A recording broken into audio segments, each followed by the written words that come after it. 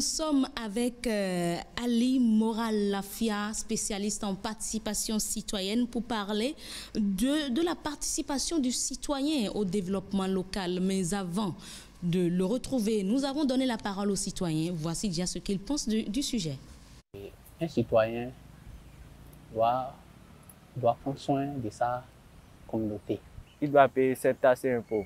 Et dégager les ordures, et faire les sacrages aux filles et à midi. Il doit prendre soin de son entourage et éviter des trucs assez proches. Accomplir ses droits et ses devoirs aussi. Nous devons quand même de travailler pour la bonne marche de la société. Voilà donc leur avis sur la participation du citoyen au développement local. Nous retrouvons donc le spécialiste en participation citoyenne, M. Ali Moral Lafia. Bonsoir. Bonsoir, madame. C'est toujours un plaisir de vous avoir avec moi. Hein? Plaisir je m'habitue à vous. Emmanuela peut... Bon, je m'habitue à vous. Alors, que peut-on retenir lorsqu'on parle du développement local et de la participation des citoyens? Quel est réellement le rôle du citoyen dans le développement local? Merci, madame. Le citoyen a plusieurs rôles dans le développement local. L'un des premiers, c'est d'abord le choix des dirigeants. Il doit pouvoir participer au choix des dirigeants, de ceux qui gouvernent la cité. Il doit pouvoir participer à l'élaboration des politiques locales de développement, les PDC, ainsi de suite. Et conformément aux différents secteurs de développement au niveau local.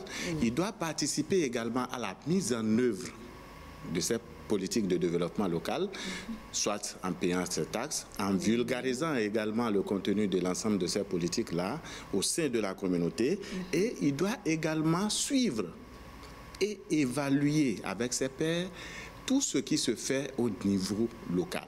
C'est-à-dire tout ce qui a été mis en œuvre au niveau local, il doit pouvoir travailler à faire le suivi. Et dans ce suivi, il doit pouvoir, conformément à ses droits, faire ce qu'on appelle de l'interpellation.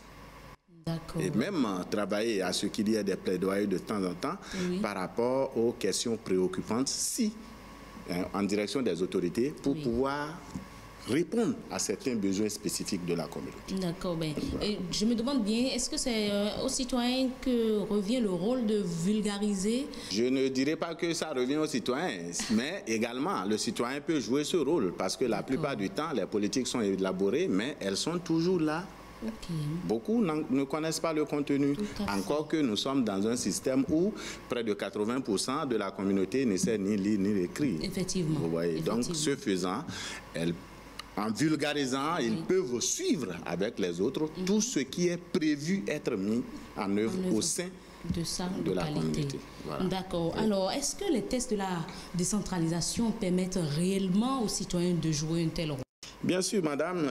L'article 24 du nouveau code de l'administration territoriale nous dit, je cite, que la collectivité territoriale constitue le cadre institutionnel pour l'exercice de la démocratie à la base et le lieu privilégié de la participation des citoyens à la gestion des affaires publiques locales. Fin de citation. Donc, les tests lui donnent le plein droit de participer à tout ce qui se fait au niveau de sa communauté. D'accord. Voilà. Nous allons retourner le micro aux citoyens. Ont-ils réellement déjà participé au développement de leur localité? En quoi faisant concrètement? C'est la question qui leur a été posée par Inès Kwasi-Nanga. Pour pouvoir jouer ce rôle, il doit faire ses droits et devoirs. Les citoyens doivent utiliser les roues et coupe-coupe et puis les râteaux. C'est aussi nécessaire. Il faut l'aide des autorités de sa communauté aussi. Je crois que la première des choses, c'est l'éducation. Il faut que le citoyen soit véritablement éduqué. Voilà donc la réponse des citoyens par rapport à cette question. Nous retrouvons donc Monsieur Lafia pour nous apporter plus de détails. Alors, est-ce que vous avez un appel? Vous avez suivi les citoyens? Est-ce que vous avez un appel à leur lancer par rapport à leur participation au développement de leur localité? Bien sûr que oui. Vous savez, le développement parfois semble être l'affaire des autres. On a l'impression que c'est l'affaire des autorités. Même pour chercher l'information, on a tendance à dire que c'est le maire, le conseil, les agents qui doivent vulgariser vulgariser le contenu des politiques.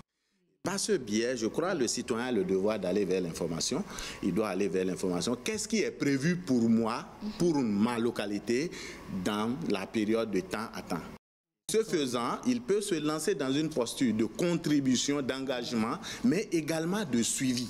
C'est ça. Parce que vous voyez, il peut suivre.